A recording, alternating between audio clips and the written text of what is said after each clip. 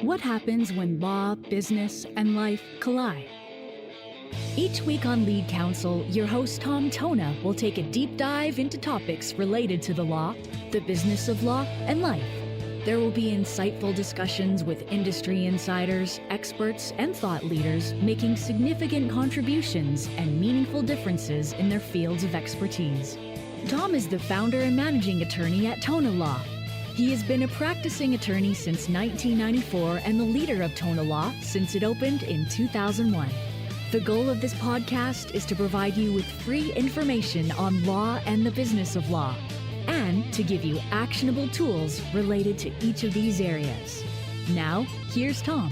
Hey, welcome back to the Lead Counsel Podcast. Your host, Tom Tona. Before we jump into today's topic, I just want to take a minute to thank the sponsors of the podcast. This podcast is sponsored by TonaLaw. If you're an attorney and you're looking for a trusted partner in New York personal injury referrals, TonaLaw has been doing this since 2001. We're the go-to New York personal injury law firm for attorneys and law firms across the U.S. At TonaLaw, we pay legal fee participation, referring attorneys in all jurisdictions where it's permitted. Refer us a case today and experience the TonaLaw difference. Call us now to discuss how we can work together at 844-TonaLaw or visit us at TonaLaw.com. If you're calling because you heard us on the podcast, just mention Lead Counsel when you make the referral, and they will get you on the phone with me. Ryan McKeen, tell us how you go from putting it out into the universe to becoming a 9-figure player, man. Like, that's the club you're swimming in, man. That's some rarefied air. So take it away, man. I'd love to hear the story. All right. So the story really begins for me. I worked as an associate at a general practice firm. And one of the things I was drawn to was plaintiff's work. I love doing plaintiff's work. I love fighting for people. I love the efficiency. I love not billing hours. And what happened is I started gaining bigger plaintiff's cases, some wrongful death cases and things like that, that really, I was like, what do I do with these? Like, I've done small car accident cases, but now I've got death cases. And so I said, I can refer these out, or I can learn how to do these. I want to learn how to do them. And so I started studying like David Ball and Rick Friedman and Don Keenan and Jerry Spence and all the legends. I read everything I could get my hands on for them. And I started training at Keenan Trial Institute, or Keenan Ball College at the time, and really just trying to learn and become excellent at the craft. And it was my belief that the only way we could get any sort of justice, like, we didn't have a huge volume of cases, or I didn't have a huge volume of cases. And so for me, the ability to take a $30,000 case and work it up to a $90,000 case, well, suddenly I had three $30,000 cases, like the equivalent thereof. And so there was an economic reason to just want to do it and get good at what it is that we were doing.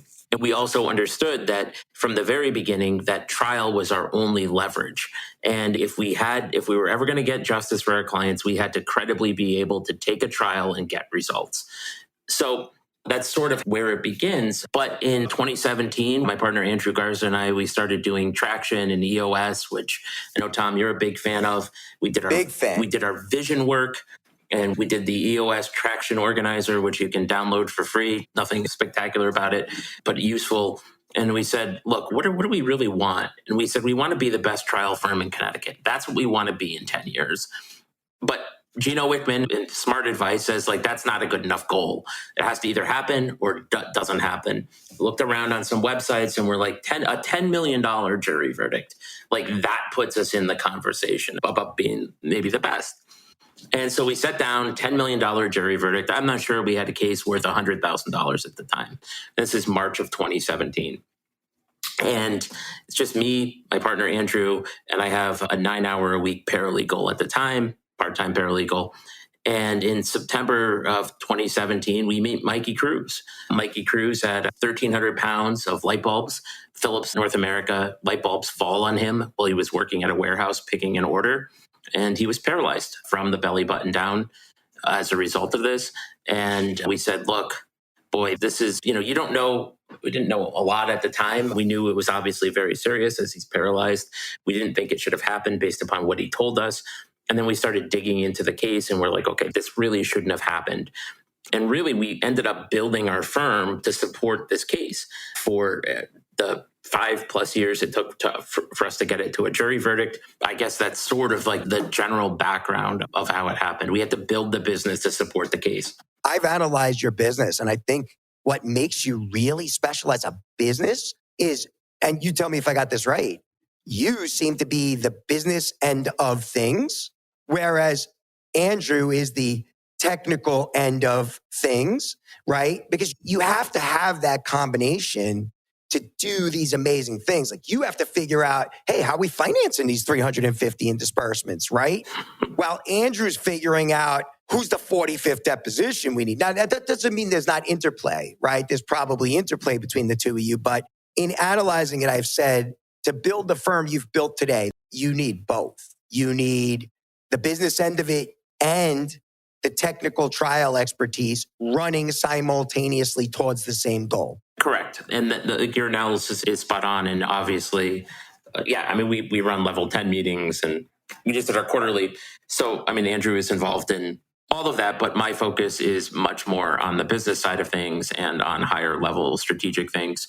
Cruz was probably the last case that I will ever try or be trial counsel on and work, which is fine by me. Maybe not. I keep an open door there. I love doing the work in that respect. But my time is better used doing other things. Andrew is amazing at just he's a trial junkie and he lives litigation and depositions and things like that in a way that I think maybe I once did, but I think my interests have shifted a little bit because in order to do great things, yes, you need to be great at both because one can sabotage the other and you really need a whole lot of support. The genius of your business model is you're brilliant, right? I follow you. I know that you know business, and the fact that you're at the EOS level of things, you really understand the business side of it. But yeah, you could go broke with a case like that, right? So the fact that you're thriving while this $90 million portion of the verdict is up on appeal, that says a lot about your business acumen, right? Which is incredible. What I see with your firm is the magic of when it all clicks, where you have the litigation piece, the trial piece, I should say, very separate from litigation is the trial piece, and the leadership piece in you. It's very crystal clear as to why your firm is thriving the way it is as fast as it is. So again, kudos to you. And for anybody out there, none of this, there's nothing exceptional about me or about Andrew or about anybody really on this team. We're all pretty normal people, good lawyers, good people, work hard, all of that. But a lot of people can check those boxes. But I think the thing that, if you're out there and you're listening and you're look, you're me 5-6 years ago and you're what is $100 million verdict, 35 people. I don't know how I'm going to pay my rent next month. I think the thing to think about, and this doesn't get discussed a lot in business, is get excellent at whatever it is you're asked to do. Get excellent at trial work. Learn from great trial lawyers. There are no secrets. There are no secrets. If you want to get great at business, learn from great business people. Pay them. Go to their things. Read the books that they read. Have dinner with them. And get excellent at what it is that you're asked to do. And if you do that, the money will follow. And also be crystal clear about what you want to do, right? So if somebody says, I want to be a trial person, I'm okay, I will pay for the entire KTI setup for you, but just be understanding, this is a very significant time investment and everybody wants to be Andrew. Are they willing to do what Andrew did, flying across the country to every KTI seminar across the country or Finkelstein seminar across the country? It's not enough to look at the end product and say, I want to do it. As big as the investment was, the time investment for Andrew to go from a $50,000 verdict taker to a $100 million verdict taker, of course it looks easy. It was 5 years of his blood, sweat, and tears doing it. So kudos to Andrew as well. And so it goes to what you said. What you're being tasked to do is, if you're being asked to try cases, then be the best at it. right? If you're the business end of it, like I made this conscious choice, I want to do the business end of it, right? So, but I'll invest in people to do the other stuff, right? Same as you. But it's also got to be, you got to be in aligned with, do you want to do it? Like people say they want to do it, but then are they willing to? I'm sure Andrew studied from 5 o'clock at night till 12 o'clock in the morning, many nights studying the trial stuff that's online in KTI. Oh, yeah. Right? I mean, he worked himself up to being KTI Trial Lawyer of the Year, and now he's faculty. We have two. We have Alexa Mahoney, who's also faculty there. So these are people who nights, weekends, got on planes, read things, live this stuff. And the truth is that it works. Like there are trial lawyers of all shapes and sizes. Runs the whole gamut out there, Tom. But you've got to a successful trial lawyer is they put in the work and they do the work and they follow the playbook. I think more than anything, trial is about execution. It's not about being smooth. It's not about being slick. It's almost like you're making a recipe and you're following the directions to a T and you're executing on that recipe. And like, look, there's some art to it as well. Don't get me wrong, but it is a lot of execution. I agree. Just to sum up the whole $100 million verdict conversation, I know law firms that are not too far from where we practice that would have settled this case for the $1.5 million. And that infuriates me. So that's why we need people like you putting the message out there, right? If you're going to do that, you're in the wrong field. You're in the wrong space. Go trade stocks, do something else, but don't bargain somebody's life for $1.5 million that a firm can take $100 million verdict on. You're over your head. You shouldn't be doing that. Absolutely. Refer that case out. Refer it out to somebody who will. There are lawyers. You'll make $10 million on a referral. There are trial lawyers out there in every community who will fight the fight, walk the walk, and just refer that case out. If you're not willing to look somebody like Mikey Cruz in the eye and mean it, refer. Just refer. You're doing a service to yourself, your client, and the bar as a whole.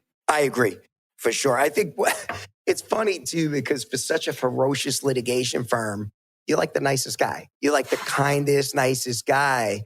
And it's funny because, again, I've been doing martial arts for years, for decades, actually. And the most ferocious, I do Brazilian jiu-jitsu, for the most ferocious fighters are the nicest guys because they have nothing to choose. The nicest women are the ones that have the black belts around their waist and literally can put you to sleep in 15 seconds. And I kind of feel like that's you, man. You and your firm are the black belts of what you're doing because you got nothing to prove. You're doing it because it's your purpose. I think you said earlier, it was about a calling. Mikey's case was a calling for you.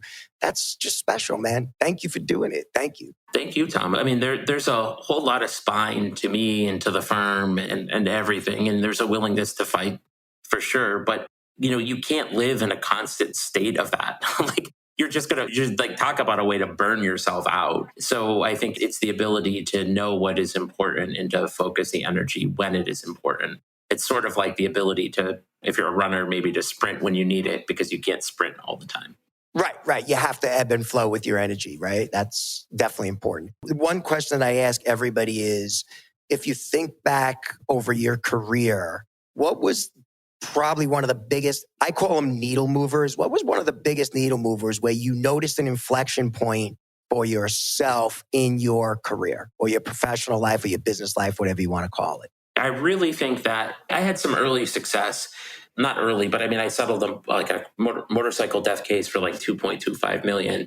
And I think the inflection points were before that committing to me to investing my own money when I remember going to a Don Keenan, David Ball thing in Washington, D.C., where I told my wife, like, hey, I want you, I'm putting this out there because it's probably going to cost me like $4,000 to go to this thing.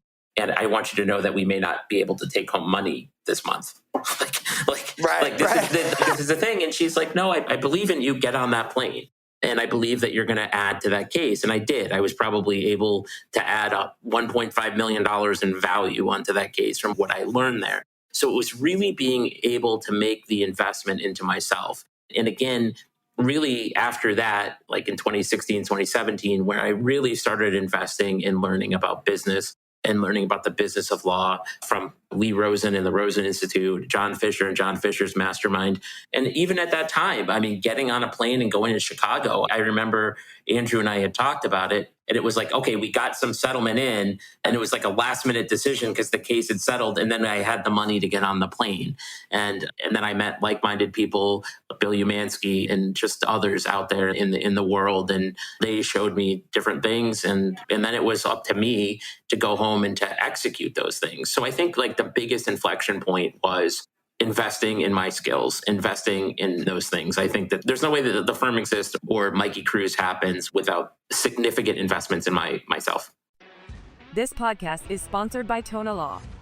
Attorneys, are you looking for a trusted partner for your New York personal injury referrals? Since 2001, TonaLaw has been the go-to New York personal injury law firm for attorneys and law firms across the U.S. At TonaLaw, we pay legal fee participation to referring attorneys in all jurisdictions where it's permitted.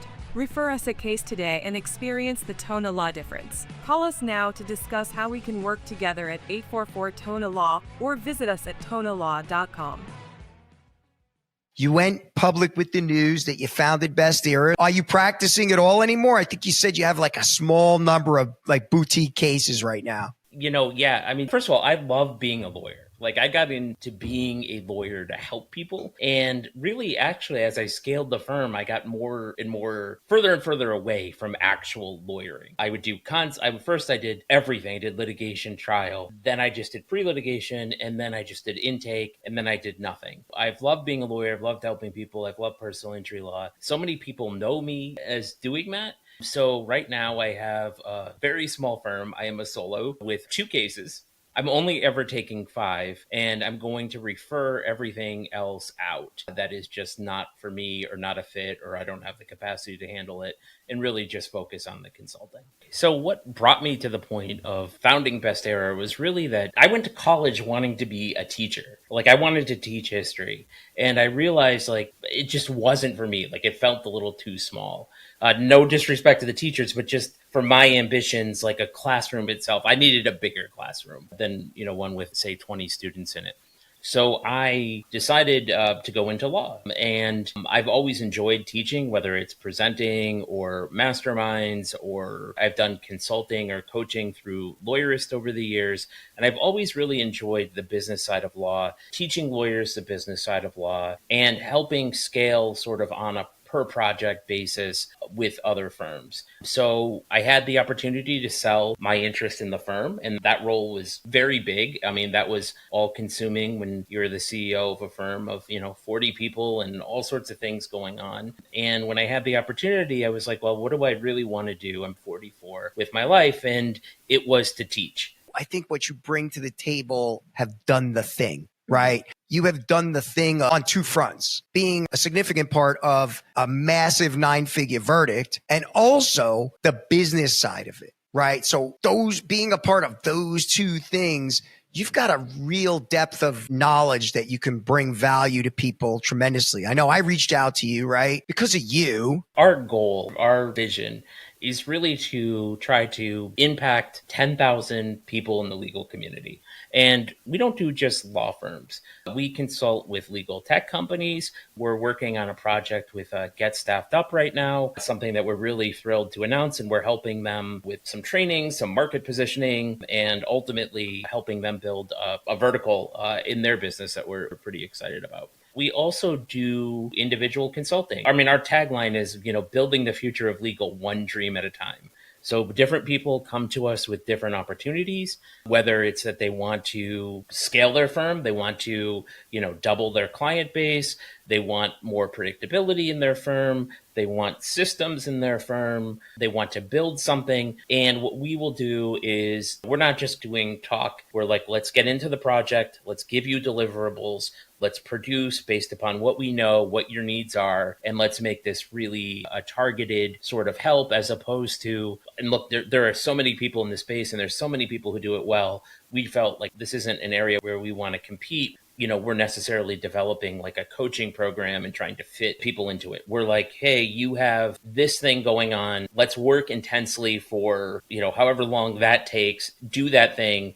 And then we're on sort of an as needed project basis. there's multiple things that I so appreciate about what you've done, both from a business perspective, the forethought, the giving back perspective. And I mean, again, you are always a value first leader, right? Like your first drive is always provide insane value and the rest will take care of itself. And I remember you were like that when you were running the law firm and with your clients and how you sacrificed so much of yourself in the quest to provide value, saying the rest will take care of itself. And that's amazing what you're doing. Well, thank you for the kind words. And I see the same thing in you. And what you're doing, and certainly making the investment in trial firm and building up trial lawyers, like that is a huge investment in adding value to your clients. Right. And I think for us, Tom, I mean, it's important that we are, one of the things I've worked with law firms and tried to help them with traction, they have a very difficult concept of vision. Lawyers visionary. It's like, it feels very icky to them, right, or out of reach. What do you mean I'm supposed to see 10 years down the road? Look, there are lawyers like you or Jay Ruane or Billy Tarasio or Seth Price, Mike Morse. They all get it. But these are freaks in this space, right? Like, no, these are total freaks. And so what I would find more often than not is if I explained it to them like they were taking a trip, okay? So you're going to go to Iceland, you need to pack rain gear, and you need to book Iceland Air, and you need to do this, which is totally different than if you want to go to Costa Rica, which is tropical and warm and all of these things. Both places have volcanoes and are incredibly nice to visit, but they're very different places. So what we call in the way, instead of vision, it's called your destination. And we encourage people to look out 5 years instead of 10, only because that 10-year thing, every time I've asked a lawyer who's not one of these freaks that I just mentioned, and I almost literally confine it to the people that I just mentioned, they get a deer in headlights look. No, I want you to think 5 years. So what we're trying to do is help them get to their destination, give them tools through the book, the course, and the support in the community that makes it very, very accessible. As you know, I mean, when you get to a point in traction, to really make it go, hiring an outside implementer is amazing. Yes. We hired Kate Nakazel from Fireproof. It was amazing. But at that time, we were spending a ton of money to do that. Right. Money well spent. But we were also 35, 40 people with revenues to support that growth. Right. And most firms don't hit that. Right. I second that. I think that's where what you're doing fills a real need. Here's the other need that I think it fills. I talk to so many people and I get the most complimentary things about this podcast, but I get some funny feedback like, dude, your podcast is making me crazy. You got a guy who took a 9-figure verdict. You got 8-figure players on there. And so my advice was, listen to the podcast, but the key to the people that are on there is really their self-awareness. I want to be an 8-figure player, so I'm willing to do everything that comes with it. And I think what your community provides is for people to figure out what they want to be. You could be a solo with one paralegal and make $3 million a year and be thrilled and never have to be an 8-figure player with the sleepless nights, the stress, the agita, all the stuff that comes with it. Exactly. You have to start, if you're listening, understanding that whether it's trial work or business, there's nothing magical about the people who succeed at the highest levels of any of this. They come in all shapes and sizes. Some are slick, some are polished, some look like they're disheveled. There's every which thing. But what they all have in common is they're all incredibly curious. They're always learning. They're lifelong learners in what they're doing. They're always open to feedback. They're always around other people who are doing things. And what they're really trying to do is they're trying to find playbooks for this. And they're trying to execute on those playbooks. They're not trying to invent playbooks necessarily. It's about the execution of those things. So when I started taking on higher value PI cases, I was like, well, I've got these death cases. I want to do this kind of work. If I refer them out, I'm always going to be going to court for the wiener wagger. And so I said, you know what? I said, who are the top trial lawyers in my state? And it's people like Josh Koskoff. And I said, well, what do they do? Well, they seem to learn the reptile. So I started just going to Don Keenan down in Atlanta. And that's where we started learning it and learning stuff from Andrew Finkelstein and learning stuff from the Nick Rowleys and Rick Friedmans of the world and taking it all in with the sort of, I don't know if it's naive belief or ego or whatever you want to call it, that we too could do it if we learned and were committed. It's not easy, but it's doable. Yeah, that's what I'm saying too. Be whatever you want to be. And there is a formula and path to get to that. Thank you for listening to this episode of Lead Counsel Podcast. Your host, Tom Tona. Go anywhere podcasts are distributed. Follow us. Leave us a 10-star review. Share some episodes with your friends. And thanks for listening. I appreciate it. Thank you. This podcast is sponsored by TonaLaw. Attorneys, are you looking for a trusted partner for your New York personal injury referrals? Since 2001, TonaLaw has been the go-to New York personal injury law firm for attorneys and law firms across the U.S. At TonaLaw, we pay legal fee participation to referring attorneys in all jurisdictions where it's permitted.